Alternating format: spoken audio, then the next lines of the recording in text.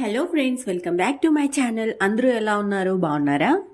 కొత్తగా ఎవరైనా నా వీడియోస్ చూస్తున్నట్లయితే మర్చిపోకుండా సబ్స్క్రైబ్ చేసుకోండి.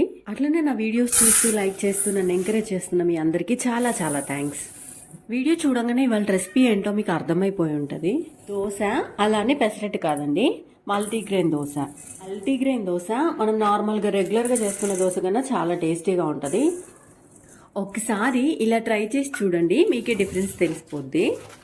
ఈ రెసిపీ కోసం నేనైతే పెసళ్ళు, రాగులు, కొర్రలు, ఎర్రపప్పు, శనగపప్పు, కందిపప్పు, మినపప్పు, ఇంకా రైస్ యాడ్ చేసుకున్నా. రైస్ ఎక్కువ పట్టవండి దీంట్లోకి. నార్మల్గా పప్పులు ఏ కప్తో మెజర్ చేసుకున్నామో అంతే కప్పు రైస్ వేసుకుంటే సరిపోతుంది. ఇంకా లాస్ట్లో 1 టేబుల్ స్పూన్ మెంతులు యాడ్ చేసి ఒక 2-3 టైమ్స్ మంచిగా కడగాలి.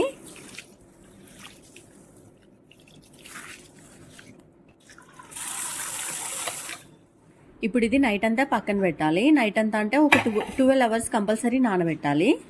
మార్నింగ్ వరకు మంచిగా నానిపోయి ఉంటుందండి.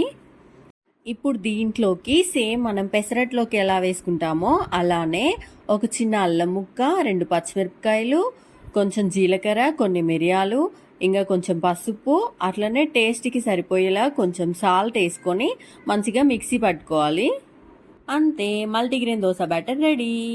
ఇంకా దీంతో మంచిగా దోశలు వేసుకొని తినొచ్చు. మీరు కూడా ఇంట్లో ట్రై చేసి చూడండి. టేస్ట్కి టేస్ట్, హెల్త్కి హెల్త్, డబల్ ధమాకా అన్నట్టు. మా పిల్లలకైతే ఈ దోశలు అంటే చాలా ఇష్టం. దీంట్లోకి నేను పల్లీలు వేసి టమాటా చట్నీ చేసిన, చాలా టేస్టీగా ఉంటుంది కాంబినేషన్. ఒకసారి ట్రై చేయండి.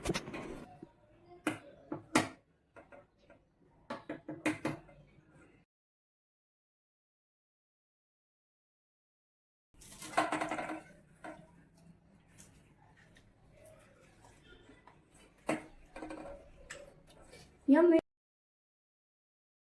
Multigrain dosha.